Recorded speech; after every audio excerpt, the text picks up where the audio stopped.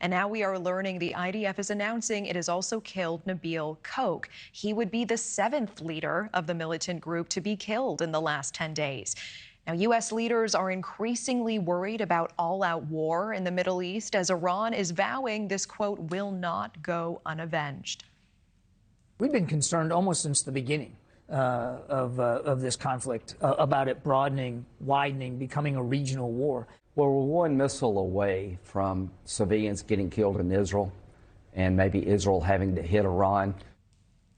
The Israeli Air Force showing its firepower in the skies. And meanwhile, the Pentagon releasing a statement saying U.S. troops in the Middle East are on heightened readiness. The DoD issuing a warning to Iran and its proxies that if they attack any American personnel, quote, the U.S. will take every necessary measure to defend our people.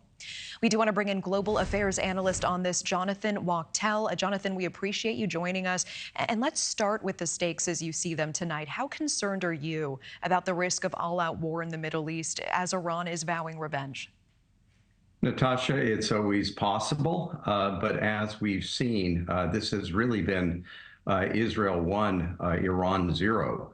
So, when will they strike? They vow to avenge. First, they vowed to avenge the death of Haniyeh, the Hamas leader. Now, Israel has killed the Hezbollah leader, and they're vowing to avenge. What is it going to look like? When will it hit? These are the big questions. There was some activity coming out of Lebanon with Hezbollah firing a couple of dozen projectiles at Israel. But we have not seen something that would speak to some sort of vengeance that Iran has vowed to take. Yeah, what does the U.S. have to be prepared for? What would revenge likely look like from Iran at this point? Hezbollah has played out revenge in various ways, and that, of course, is the long arm of Iran. I mean, they are one and the same in many ways.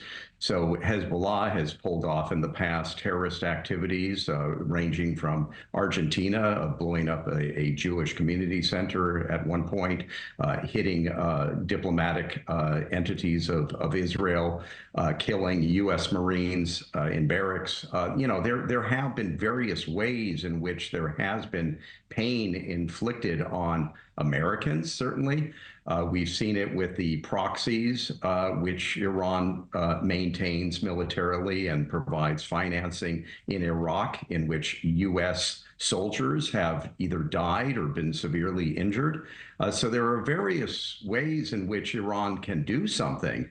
How it decides to do it, who it's going to hit. Is it going to hit Israel? Is it going to hit America at one point, which probably would not be a logical thing to do at this point, but it may. Iran is really feeling a pinch right now, and its prowess is really not particularly impressive at this stage, if that's something that matters to it. And Natasha, don't forget, Iran, the regime in Iran is one in which it's had to suppress populations there who are fed up with it, women who feel oppressed, demonstrators who have been killed. So it's in a very precarious the issues within its own borders that it's dealing with as well.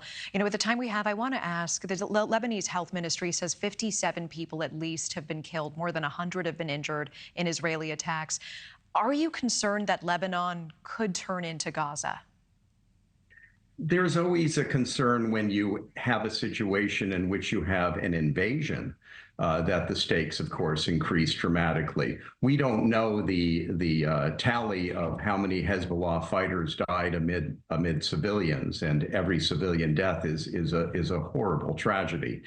So we don't know what that is. The numbers, the sheer numbers, are not anything of what we saw in terms of a death toll in Gaza.